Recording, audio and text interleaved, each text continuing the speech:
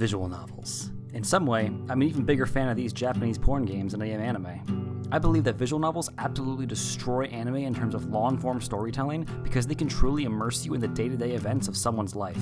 Having up to 50 hours to tell a story allows for a stronger narrative that could never fit into the average 12-episode anime. Some people may see differently and believe that all the slice-of-life stuff that pads out these games detracts from the experience. There is some validity to this argument because most visual novels are full of padding. The padding can be fun, from ridiculous martial arts tournaments in Majikoi to watching TV together in Grisaya no Kajitsu. Building friendships through clever writing, fun scenarios, and enjoyable characters is what makes a good visual novel, even if it's full of slice-of-life moments.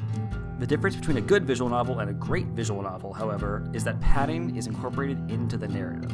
If you remember the difference between story, plot, and narrative from my last video, you can see what I mean. If not, I would recommend going back and brushing up on those 3 terms before you continue here. In a visual novel, the story and plot are usually pretty sparse.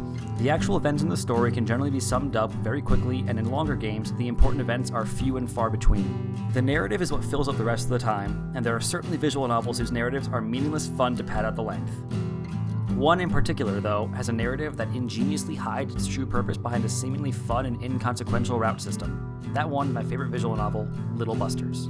Little Busters is a 2007 visual novel published by Key, known for famous visual novels Clannad, Air, Canon, and Rewrite. Along with Little Busters, all of these games also have anime adaptations, although those are not all as celebrated as their visual novel roots. Writer and composer Jun Maeda worked on every single one of these, along with recent animes such as Angel Beats and Charlotte. The routes in Key games vary in quality, usually all paling in comparison to the main route. Jun Maeda's games tend to use the routes as a storytelling method to gain a complete understanding of the characters, unlike most visual novels that create separate storylines in each one. Little Busters is not the only Key visual novel to have a route system for narrative purposes, but in my opinion it is the best example of it. To understand why that matters, we'll first have to understand the literary term of the week, diegesis. Diegesis is a bit of a tough concept to nail down, so don't give up before we get to the examples to understand this one. The technical definition of diegesis is a method of storytelling that presents an interior view of a world.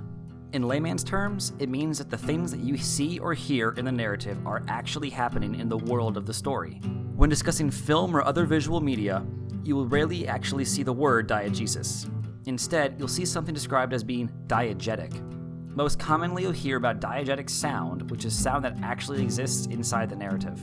Background music exists to set the mood for the viewer, but is not actually part of the world they are seeing. If a character sings a song, however, that music is diegetic. Characters will react to it and it will shape the narrative. Similarly, in video games, diegetic elements can include sound, heads-up displays, and in the case of first-person games, the entire perspective. All of these can shape the narrative, whether it sets the tone or forces the player to focus on something.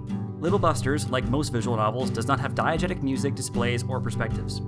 What is diegetic, however, is the most important part, the part that makes Little Busters my favorite, the route system. The average visual novel has a common route, where the player is introduced to characters and story. They then embark on their first route, usually focusing on one character in a romantic fashion, seeing it through to the end before going back and starting another route. Repeat until all routes are finished and the story is over. Usually these routes are completely separate stories with no crossovers or shared canonicity. Until the very last route of Little Busters, called Refrain, there is barely any hint that the events of each route are happening canonically. Each one starts with Riki waking up, hearing someone yell, "Kyosuke's back." The reader just feels like they are doing the usual visual novel process of making the right choices until they arrive at the route they desire. Once Refrain, the route that should be a sequel and epilogue to Rin's route, begins, however, it is clear that something is off. When Refrain started with that same "Kyosuke's back," I audibly gasped. In that moment, I realized that this was more than just a common route. These repetitions were actually occurring in-game. I'm not exaggerating when I say that this idea shook me and I was unable to brain myself to keep reading until I had processed all of this the next day. My theory was further confirmed as the same events took place, although they had finally shifted in tone and outcome. When Kyosuke revealed at the climax that every single route was one of potentially infinite chances they gave Riki to become the leader he is supposed to be, I was floored. I thought to myself, how does this change everything I've experienced? That is where this diegesis concept comes in. So if diegesis is the narrative impact of elements within the story, we have to look at what the impact of all the routes were.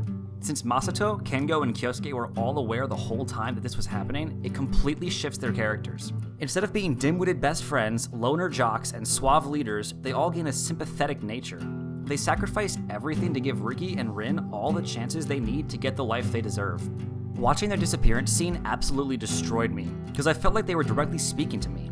Hearing that they were proud of me and would miss me touched my heart. Can you imagine if this had all come out of nowhere in this epilogue route? It is the buildup of every single repetition that attached me to these characters, and the knowledge of their sacrifice that made me really feel like their friends. Never before had I thought that a visual novel might go this far. I thought I was paying for 3 to 5 separate stories that happened to share the same characters.